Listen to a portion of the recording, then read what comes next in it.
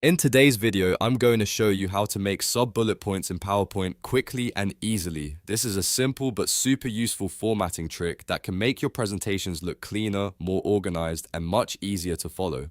Whether you're creating an outline, a class presentation, a business report, or a training deck, knowing how to create sub-bullet points will help you structure your ideas the right way. If this video helps, make sure to hit that like button and subscribe for more easy PowerPoint tutorials. Let's get into it.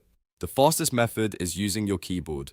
First, type your main bullet point exactly as you want it to appear. Once you finish that line, press enter on your keyboard to move to the next line. Now, instead of typing another main bullet, simply press tab. As soon as you press tab, PowerPoint will indent the text and turn it into a sub-bullet point underneath the main one. This is the quickest way to build nested bullet lists, and it works great when you want to move fast while editing slides. You can keep typing your sub-bullet points underneath that section, and PowerPoint will continue formatting them as indented items. If you want to go back to the main bullet level, just press Shift and Tab together. That will bring the text back out to the main bullet position so you can start a new top-level point. This shortcut is really helpful when you're building structured notes or an outline with multiple levels.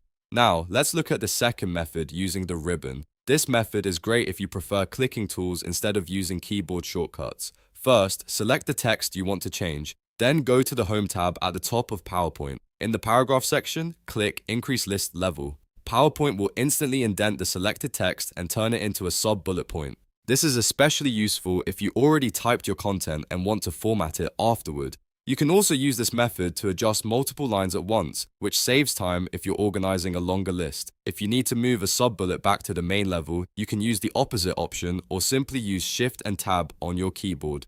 The key thing to remember is that sub-bullet points help break up information into smaller, clearer sections. That makes your slides easier to read and much more professional looking.